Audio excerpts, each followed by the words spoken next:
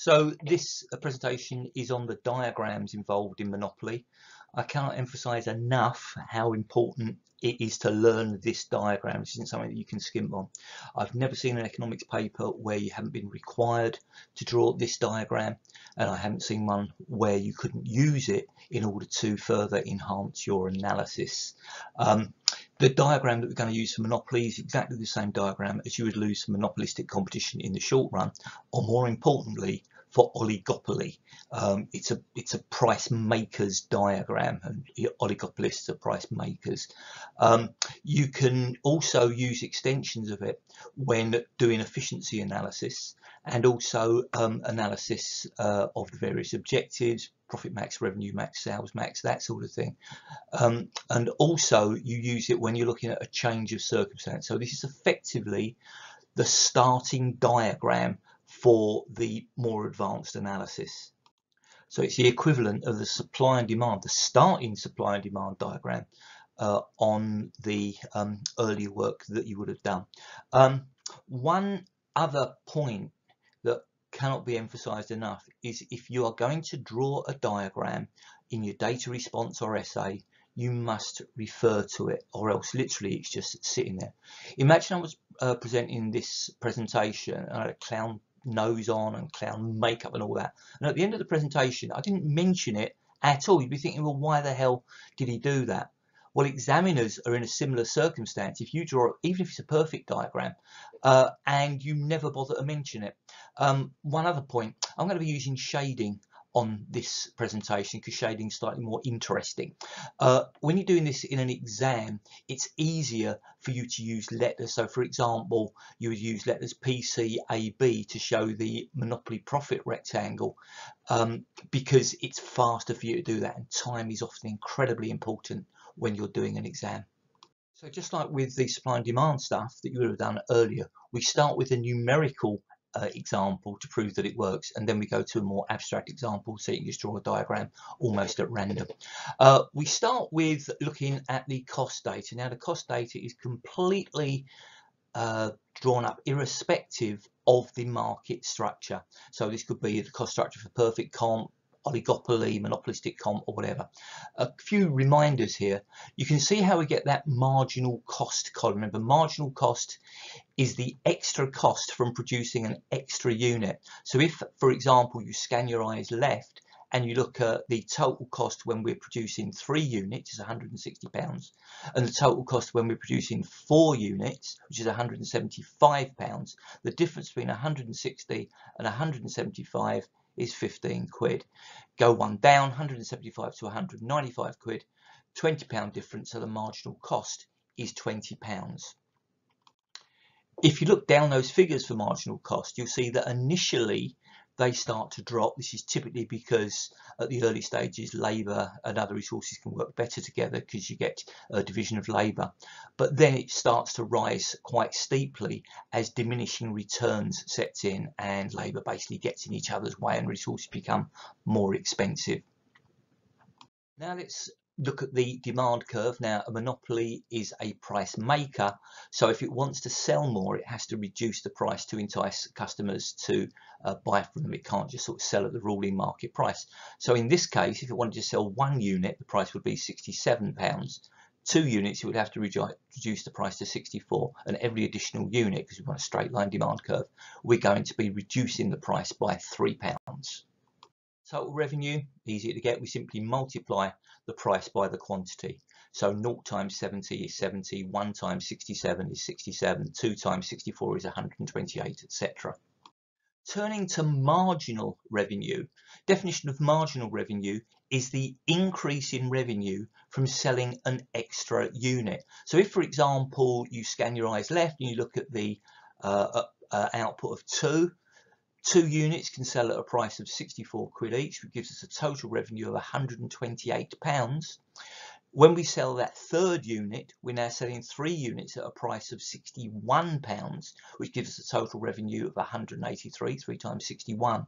So the difference between 128, which we had from selling 2 units, and 183 that we get from selling 3, is £55. So the marginal revenue is £55.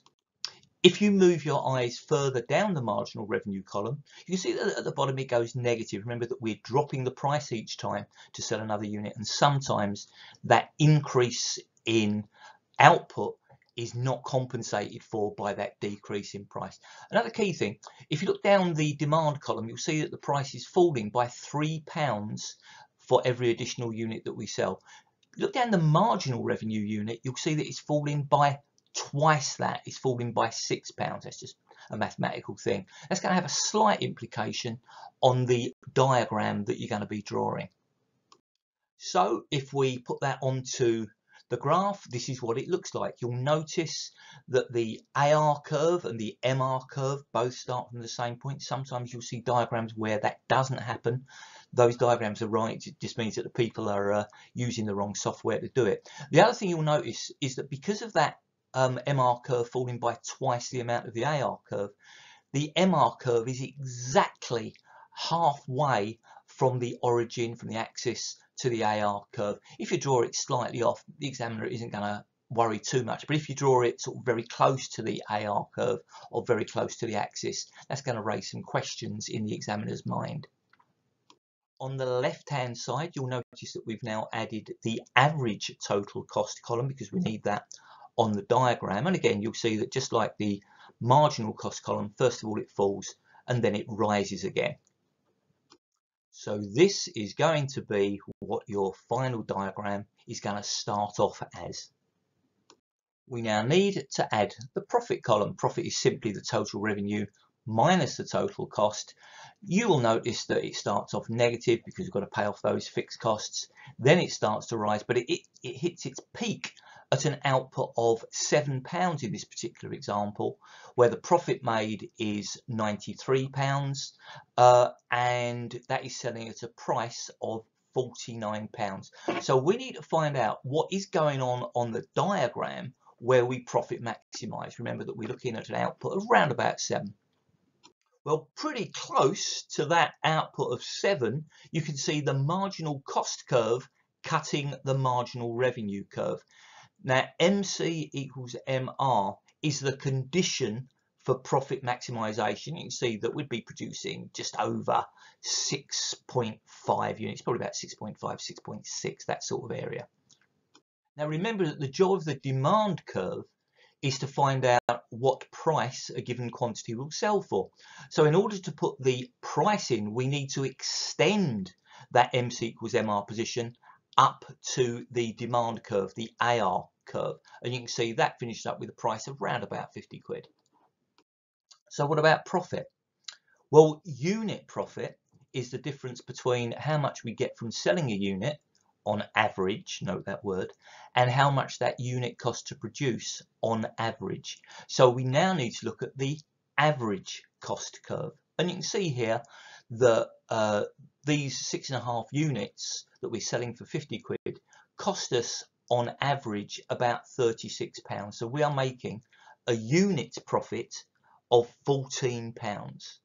And if we multiply the unit profit by the number of units, that gives us our total profit. So in this particular case, we're making a unit profit of 14 quid. We're selling around about 6.5 units, which gives us a total profit of £91. Again, on the table, it was £93. They're very, very close to each other. And that is basically the diagram.